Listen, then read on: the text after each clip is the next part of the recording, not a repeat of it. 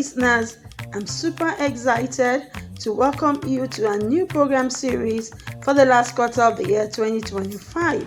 I say a big thank you to everyone who joined us on our various programs on Armourgate Radio Communications last quarter. We truly appreciate you all.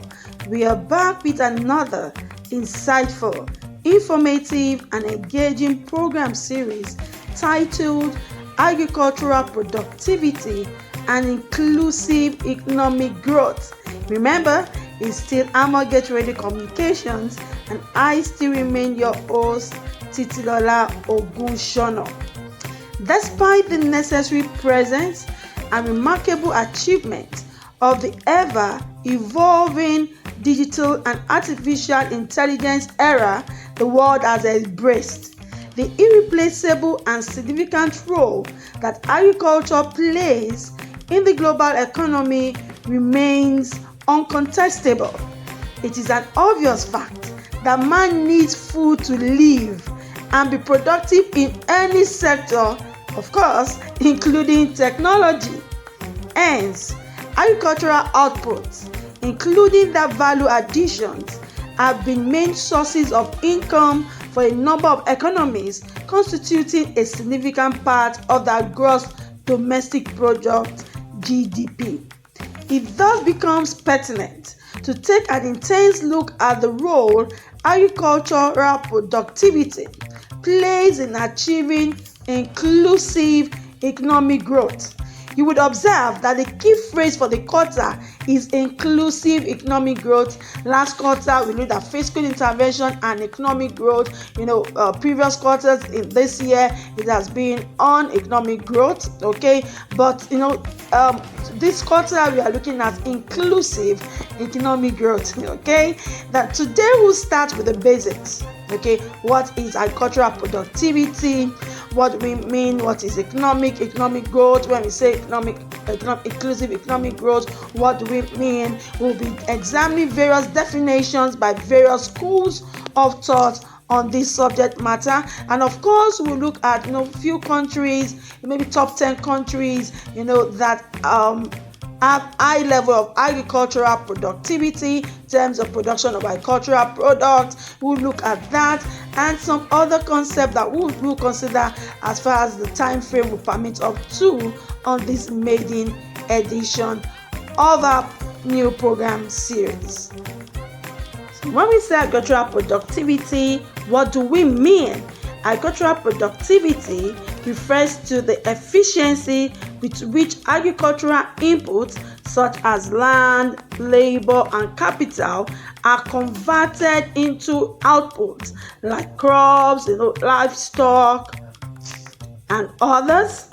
Agricultural productivity is the critical measure of how effectively a country can produce food, raw materials, which would directly influence the level of food security, economic growth, and living standards in an economy. I want to break it down. So we are saying that yes, you are producing as a nation, but how productive are you in terms of level of efficiency? How effectively can you produce your food, your raw materials, your input in such a way that you are not just producing enough for your citizens?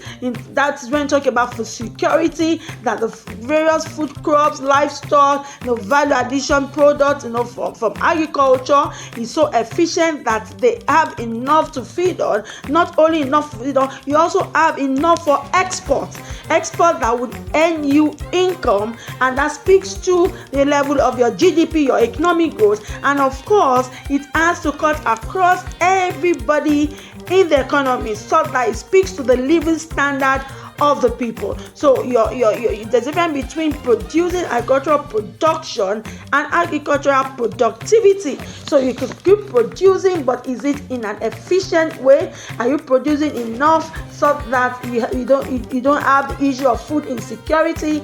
Are you producing effectively so that you are earning more income, leading to increase in your productive capabilities? That increases your level of income. Are you producing enough enough, efficiently, so that it influences the level of standard of living of your people. In other words, when you talk about agricultural productivity, you are measuring the level of efficiency in agricultural production systems.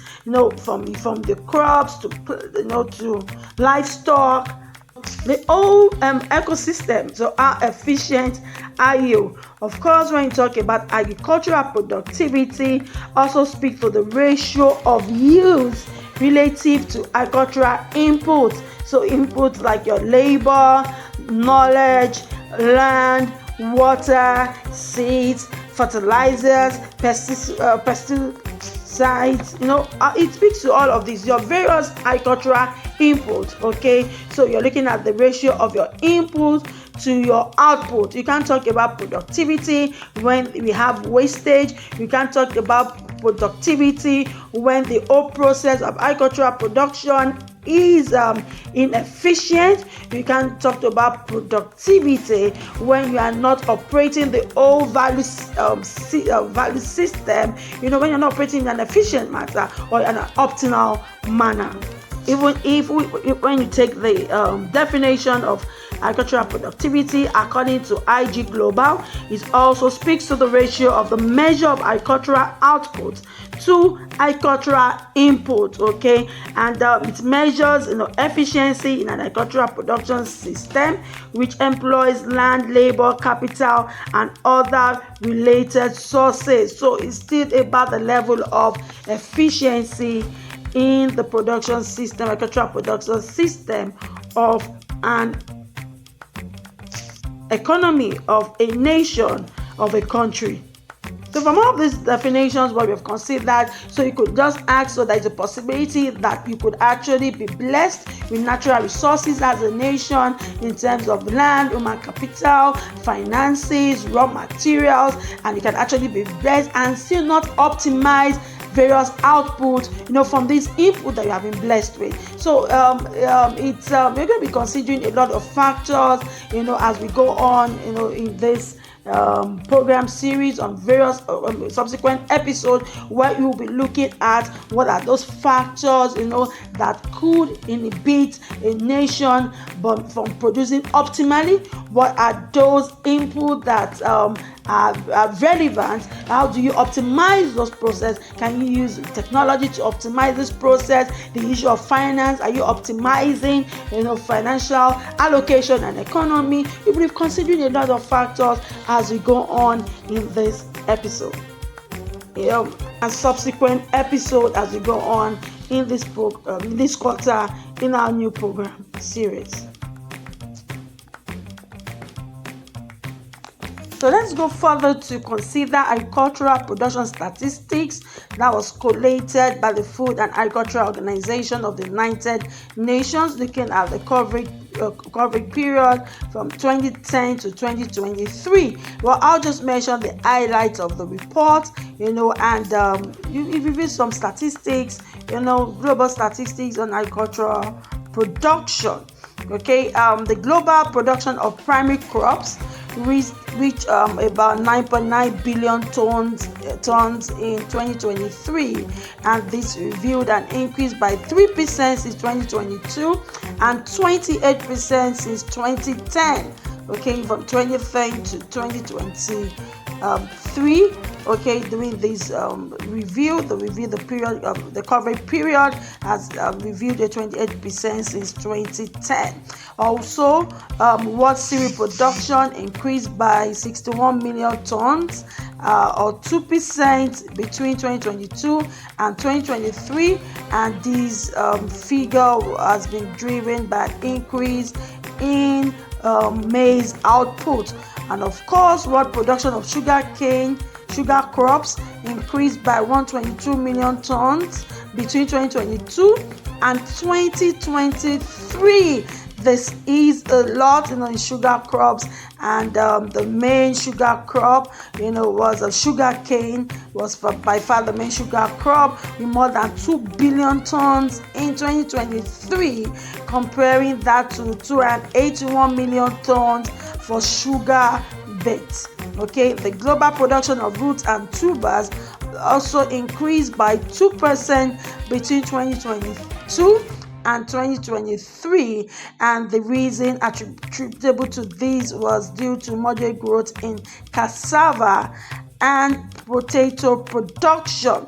Okay, and just 2 years ago in 2023, world fruit and vegetable production reached about 2.1 billion tons, up to 1% from 2022. Likewise, the global production of oil palm fruit, soya beans also reached about 872 million tons in 2023.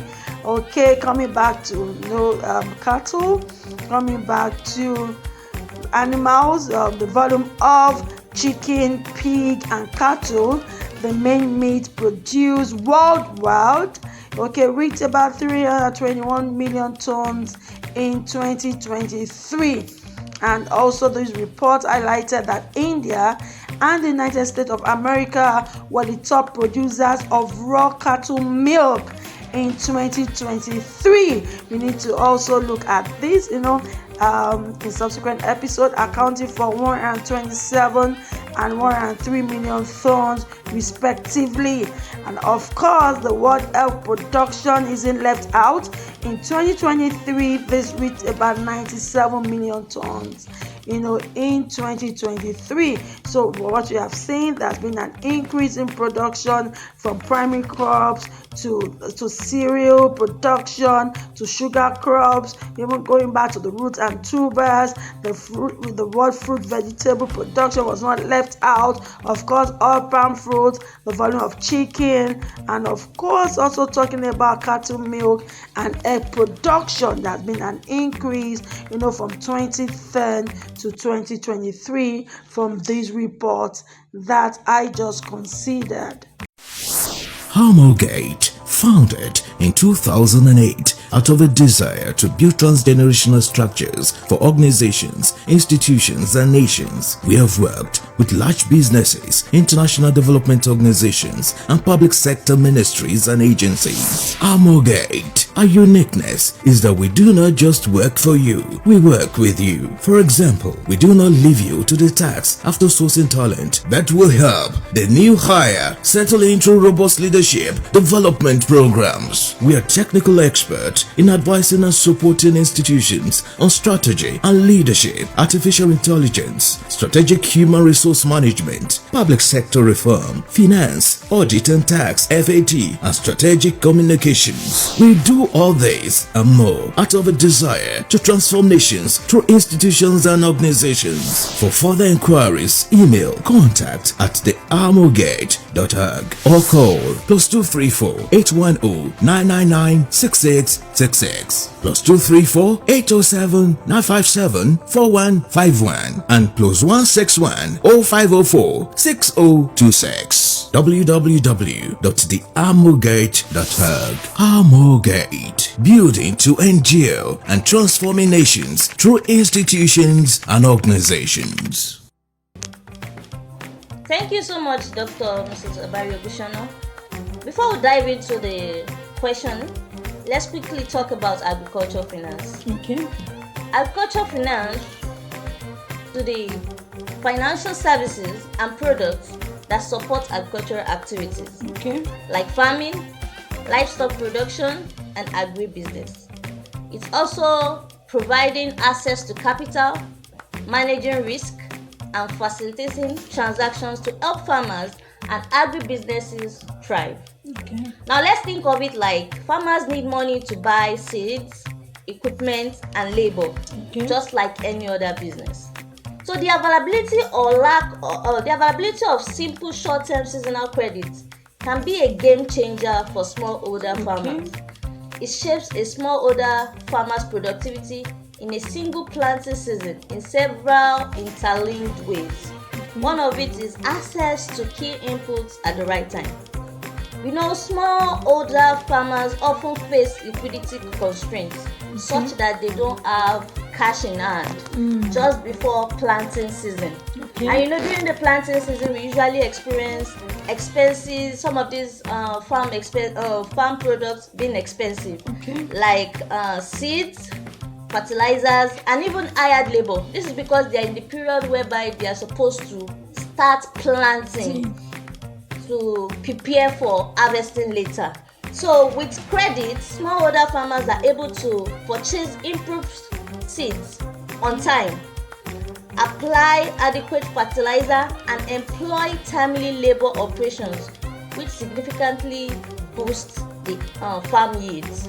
Also, where there is no credit, smallholder farmers are forced to rely on some of their saved seeds that were used or that were kept in the past, minimal fertilizers, and delayed planting, which leads to suboptimal productivity at the end of the planting season. Another is ability to manage risk and invest on productivity. As we all know that agriculture is inherently risky due to weather, which sometimes are forecasted rightly and which sometimes are not as planned. Pest and price volatility. Availability of credit to farmers allows them to diversify crops or invest in irrigation, which cautions against climate risk. Such, for example, this year, where during the planting season, where many people think, okay, there'll be rainfall in this particular season. The weather forecasted this season is different from the past. The period where people needed rainfall was not available. So irrigation system plays a large role, an important role in that aspect. It allows them to adopt productivity, enhancing innovation, e.g. mechanized tools and pest management. Without credit, farmers stay trapped in a low input, low output cycle. That means the kind of inputs they use, seedlings, fertilizers, will determine the output they will get. So when you use maybe less inputs, you are likely not to get what is expected. So they are left with the option with producing only for themselves rather than market-oriented surplus. Another is seasonal timing and cash flow. Seasonal credit aligns with the crop cycle. Funds or credits are provided at planting and repaid after harvest. That means when it's time for these smallholder farmers to plant, they go for these funds. Then after they've planted and they've harvested, they are able to refund these funds back to the lenders. This timing smooths income fluctuations and ensures operational efficiency. Whereas where credit is not available or where credit is delayed, it can lead to major yield losses. Market leverage and bargaining power is also a way to help smallholder farmers. Credit empowers farmers to store crops and sell later when market prices are better, rather than farmers engaging in distress sales right after harvest to repay informal lenders who gave funds even at exorbitant interest rates. So the last one I'm going to talk about here is the multiplier effect on rural development. When smallholder farmers access credit, productivity gains multiple ripple outwards, and they include higher yields that increases household income, increased demand for local labor and services, which boosts the rural economy, that is, creating employment. Then more consistent output can attract agro-processing or aggregation enterprises. So in summary, the availability of seasonal credits can be the difference between a successful harvest and a disappointing one. It's not just about the money, it's about the opportunities that credit can unlock for smallholder farmers. So by providing them with financial resources needed, they can achieve optimum productivity, improve their livelihood, and contribute to food security in their communities. Thank you so much, listeners. I've told you that the roller coaster. I'm sitting tight, enjoying a lot. I said it's going to be insightful, it's going to be engaging, it's going to be very informative. Okay, yes, I'm going to take you up on what you have said, Mrs. Adeyoju. To summarize, you said that definitely as availability of credit, when farmers have access, the smallholder farmers have access to credit. You said it's going to be a game changer, that you'll be having access to the key inputs at the right time. So for what you said, timeliness is very important. Having access to that finance at a particular point in time. So right before the harvest time. Okay, and also you also said definitely that because if you have access to credit, you'll be able to manage your risk better. That risk that you can actually mitigate. And we talked about diversification of crops, okay, and also mentioned what I like again, investment. You can invest in irrigation. Okay, because definitely sometimes you cannot really predict the weather. It might not be weather forecast, might not be accurate. You are going to need water. You are going to need the rainfall. And you can actually do that. We have countries actually doing mechanized farming. And even some have even started deploying AI in agriculture. So if they are actually going beyond, it means you're going to not just produce what you can. You're not going to produce for just consumption in your country. Yes. Rather, you also produce for export. Yeah. Okay, and I like what you said, that the lack of finance to all the smallholders is going to be low input, low output cycle. So sometimes it's not just about the inability of farmers to produce quality output. It also leads to what kind of the quality of their input. But what you have said, and you also mentioned something very germane, that the issue of storage. Once they have access to finance, they can store the product, they can keep them the produce, and they can avoid distress sale.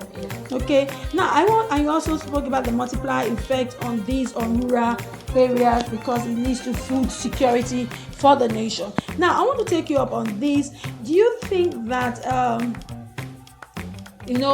avoiding distress sale, that I have access to adequate finance that is structured, according to seasonal repayments, would help to avoid distress sale? Yes, there won't be any form of smallholder farmers involving in distress sales, because it's not just about the finance. The structure of the repayment of the funds actually collected initially has to be considered, because it's a crucial one. The repayment period must synchronize with the planting and harvest season. Okay, thank you so much, Ms. Adeyoju, for that response. Now, I want to say this again, that it said that agricultural credit isn't a single product.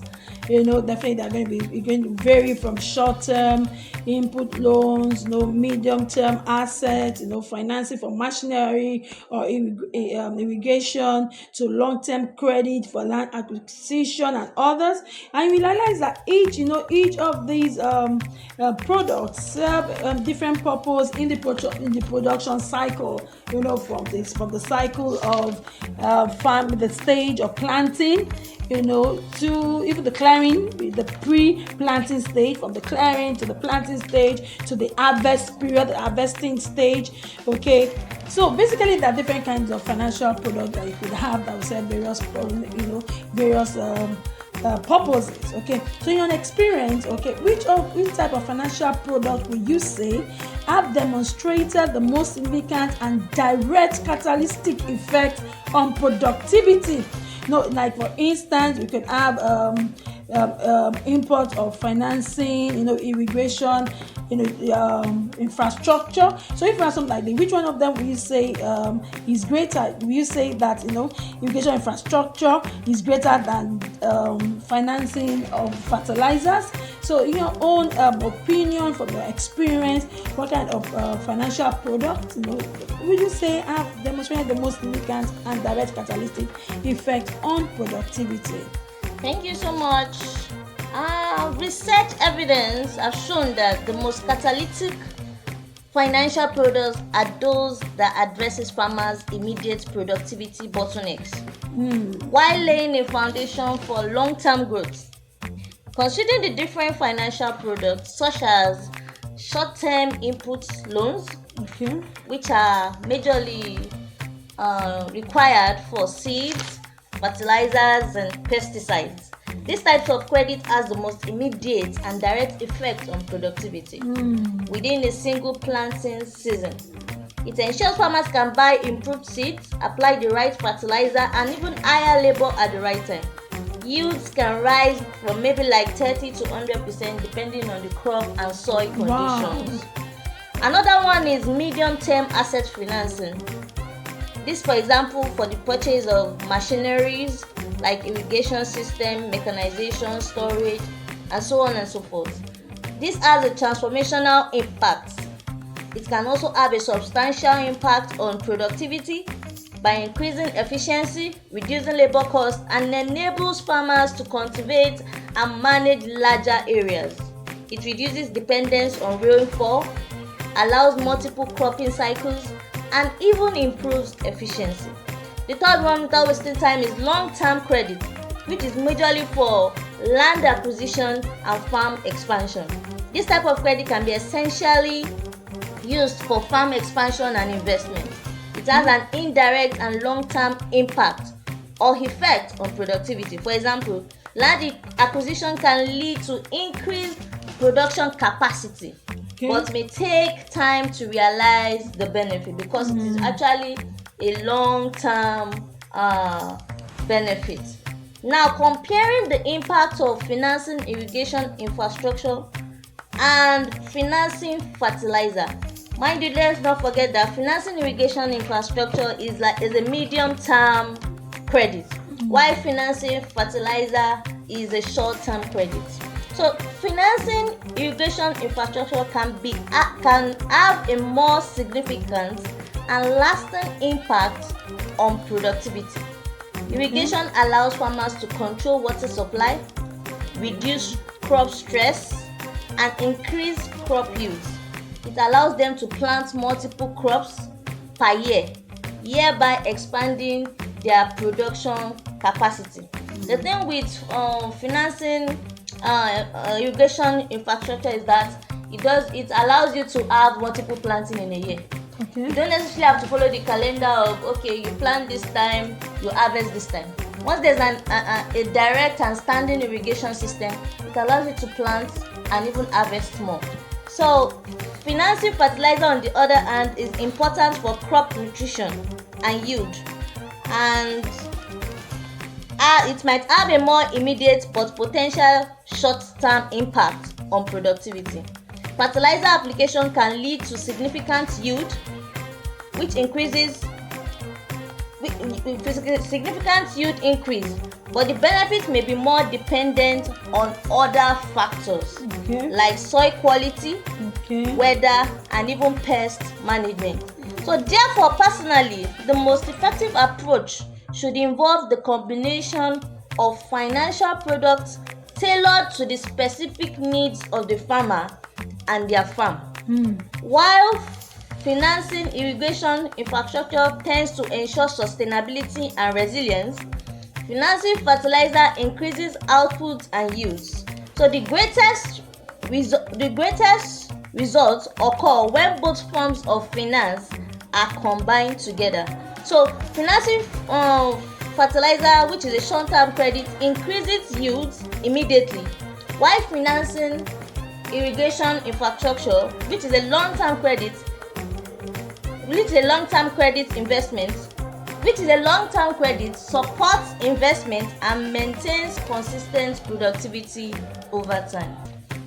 That is a powerful closing thought from our distinguished guest, Mrs. Adeyoju, and this goes in line with Samuel Johnson's quote, which says that agriculture not only gives riches to a nation, but rather the only riches she can call our own. That's all we have on today's episode. We hope that you join us next Friday, same time, 5 p.m. WAT on Armourgate Radio Communications. Remember to join my colleagues Monday to Thursday, same time, 5 p.m. WAT. And if you have your consulting needs, your communication needs, your training needs, we have you covered at Armourgate. If you want to learn more about us, what we do, our team, our services, our clientele base, what you've done in the past, our history, please check us up on our website www.thearmourgate.org. And of course, our social media platforms are there, the LinkedIn, the Facebook, you have it, the Instagram is Armourgate. Yes, thank you so much. It was a delight having our guest speaker today. I enjoyed her. Until I find my way to your devices next week, stay blessed, and remember to send your questions, your feedback to us. The mail has not changed. It's contact@thearmourgate.org. Have a blissful weekend. I remain Titilola Ogunsona saying bye from here.